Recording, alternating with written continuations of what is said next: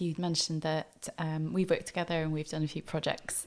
We were talking about this just before we started recording, how we met, and it was probably 2012, 2013. Yep. Where we'd got in touch with you, Yellowbrook had got in touch with you, said hi, because we'd found you on, I think, the Cardiff University website, because we were thinking about applying to a project fund, AHRC, and a project fund called React. Yep. And that particular project fund was looking at matching people from the creative industries with an academic body or partner. So we'd got in touch, and I think we met, had a chat, and we put together a little proposal, not really knowing whether we'd get it or not, but we were successful in that. Yeah. And we eventually created a project called With New Eyes I See, which was an exploration of some of the things that you've discussed in terms of how do we look at taking stories from the past and bringing them into a space where we could have that discussion and prompt people to maybe think about some of the issues in and around not only that topic, but how that kind of could play out maybe within a physical space. So a little bit like the Poppies installation, how that can play out in a physical space to enable people to embody the experience, and does that change people's perception then of that archival material. So we got together and we went to the National Museum of Wales, which is now Amgueddfa Cymru, and we looked at their archival material, and that was kind of fascinating because I've not really had a chance to ever do anything like that before. So working with yourself on that project and helping you to sort of unpick then that content was a really interesting process. Sort of like, where do you begin with these stories that are often, particularly in archives, very fragmented? We found ourselves in the library and looking at some of the kind of institutional resources there. It's all coming back to me now. I know, and it does. Yeah, and there were lots of annual reports, and so we were looking, and I guess a lot of people were talking about World War I and the commemorations at that time. And so we had to look back at, or I think anyway, there was a piece of work that was happening in the museum where they were looking back at the annual reports from during that period, World War I, and seeing how it had affected the museum. And they had come across this story then of this botanist, Cyril Mortimer Green. Yeah, and I think that sort of unlocked some inspiration for us, hadn't it, in terms of how we can form a story around the archives, but doing that in a very delicate way. And I think one of the challenges is with archival material that we've said, that fragmentation, how do we then present that within a container or within a story or within an experience that actually makes sense then to people that are going to come and do it? And we talked a lot about that at length. How much does this story have to make sense, or can we use the fragmentation, the very nature of the archives, as a way to maybe just elicit or evoke an emotion? Yeah. And have almost snapshots, just like the archive materials that we were working with, have these snapshots that would elicit different feelings, different emotions that would move people through the story in that way, rather than it being very much that sense of a traditional linear story where it has to have a very solid beginning, a very solid middle, and a very solid end. And to a degree, some of that was there within the archives. We did have the beginning of the story where Cyril was working at the museum. We know that then he went to war, and we know then he didn't come back. Yeah. And then the bits in between then are sort of hazy. Yeah. So we talked a lot about how do we create an experience that allows people to move through that, but maybe have that sense of feeling. So that sense of excitement at being in the museum and working in the museum in a job that he loved, but then at a threshold where actually he didn't necessarily have any choice but to go to war. And how does that feel when perhaps that choice is taken away from you, and what does that actually mean? And then how do we express that sense of loss, not only of Cyril as an individual not coming back from the war, but also of the many, many, many people who did actually lose their lives during that period of time. Including Cyril's brother, who had died, I think, 2 years before he died. Yeah. Hugh, yeah. So again, how do we carefully and sensitively tell that story, and then allow people to have some kind of feeling and emotion towards that, and what that kind of means more broadly. And Cyril was really interesting as well, because I think at the time the museum, the foundation stone had been laid, but the museum maybe hadn't been built, or it wasn't finished.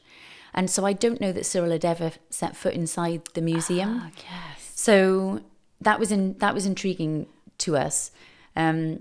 And I think was one of the reasons why we decided not to do the experience in the museum, but to do it, outside, kind of, in the wild instead. And so we did the experience. The experience started on the museum steps, but then people then went on a journey around the park, which is next to the museum. And which is a kind of, site of remembrance. There are lots of remembrance stones and monuments there. And we made that the kind of site for the experience. And people would we gave people a map. I was reminding myself of this morning. We gave people a map, and it had a number of different kind of markers for places within the park. And we also gave them, you'll have to kind of go into the technical bit on this, but we gave them a kind of old kind of miner's lamp, which had a torch in it and had all of the kind of kit in order to kind of, relay the story, so that people would engage quite seamlessly with the technology. It wouldn't be about the technology. That was quite kind of, hidden.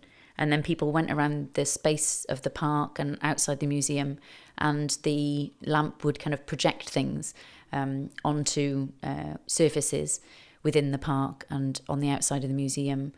And so some of the things that were projected were kind of, documents, archival materials. There were some kind of animations that had been put together in order to kind of help tell the story, or these fragments of the story. And there was a audio narration as well. And so at each of these sites, kind of something would happen, and some often it was the torch that was kind of facilitating the experience, somehow projecting, or the audio. But then there were also kind of like found objects. So some of the sites had found objects, a kind of a medical kit, or a white lab coat, or some specimens. Because one of the interesting things also about Cyril was that while he was away, he was sending back specimens to the museum. So those are in the collection, and so we kind of wanted to give that sense of how important the kind of his career as a botanist was, even whilst he was away and fighting. And in fact, I think the point at which you learned about Cyril, having died in the war, was you were stood at a tree, and on the tree there was a kind of quite haphazardly posted a lot of botany samples, and there was also a telegram there that told you that he had died. So yeah, it was using, working across the digital and the physical, which is something that I really like and am keen to do wherever possible. It was very kind of tactile, very much about the senses. There were lots of kind of pauses and silences in the experience as well. Some of those were quite kind of awkward silences. Some of those were poignant silences. There were lots of things going on with that experience. I hope you are enjoying the podcast this month. We have some really exciting announcements over the next few months. So if you want to be in the know, do consider subscribing or following us. Yeah, because I think at the time we were making a lot of street games. Yeah. And we were interested. I say that like it was me that was making it. We were. You were, yeah. Yeah, we were interested in how you can use, I guess, the format of that within this experiences. So can we move people through a space and make it, I guess, quite nomadic in many respects, and again use the format that we often use within our street games of having people in really small groups of 6, and how that potentially could, as it does with street games, begin to generate conversation. So as you move between each location, those moments of travel in our minds when we were discussing the design of the project could be moments of reflection between the people within the group, or moments of conversation, or, as you said, moments of silence, and being comfortable or uncomfortable silences, and what that did to the experience then overall as 6 people moving through this experience together, which I suppose is sometimes a different experience to that when you're moving through a museum. Yeah. And I guess the etiquette or perceived etiquette and behaviours within museum spaces of, in my mind, going to a museum and being quiet. A bit like an art gallery. You go to an art gallery and you're supposed to be quiet, and there isn't necessarily that room for discussion. And I think maybe now things are definitely shifting and changing for those spaces to become, more social, more community, more discussion led within those spaces. But I think at the time, for me, I always just remember going on school trips, going to museums, and you're just being told to shush. And that not only suppresses, I guess, your excited response to being in those spaces as a young person, as a child, they are incredible spaces, but then also unintentionally suppressing discussion. And I think we were excited about subverting that to provoke discussion, to also elicit this sense of feeling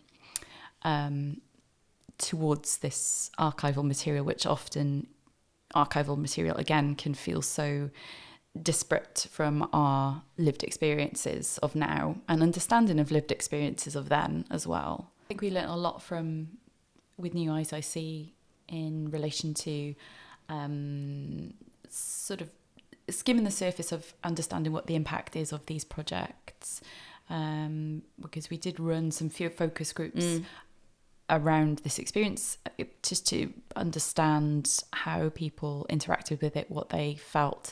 And I guess the thrust of the whole project was, can we create something that will give space for empathy?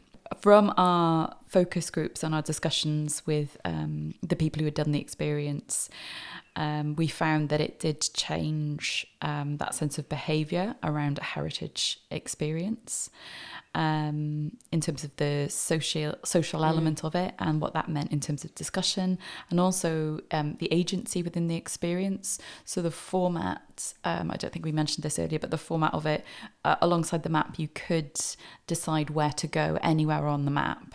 So it sort of almost mirrored our experience of looking through the museum's archive and placing it then, giving the audience the same type of experience where it's a non-linear journey and you have that agency and decision making to be able to go wherever you wanted to on the map. Maybe you decide to go to one location, go to 3 others, and maybe you go back to that original location because something has sparked a memory of a connection and you want to go back and re-understand it with new eyes, literally, because of the information that you'd already taken in. It gives you a new perspective on that maybe initial location that you first visited. So there was that we discovered that people did like that idea of being master of their own destiny within the experience. And then we did find that it did change people's relationship, not only with the physical space, which is one of memory, that they hadn't necessarily visited or been to before, or even understood why that space was built. Yeah. And then on top of that engagement then with the archive itself, having a little bit more understanding of that single person's journey through this story. And then encouraged people to have conversations about the stories, not only during, but then also afterwards, having that moment of reflection in the park. And I do remember a lot of the groups would stand by that tree with those images of the botany samples, and then seeing suddenly that telegram, and there was like a moment of silence, and some groups were standing there for ages before anybody spoke.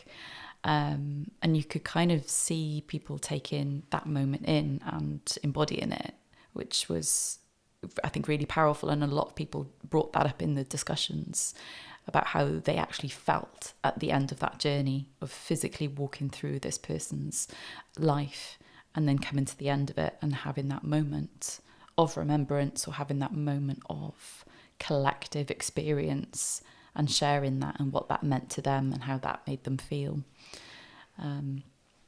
which was really interesting for us as curators and creators to understand, or begin to understand, the impact of this work, which we don't often get in a lot of the projects that we make. There's not often that.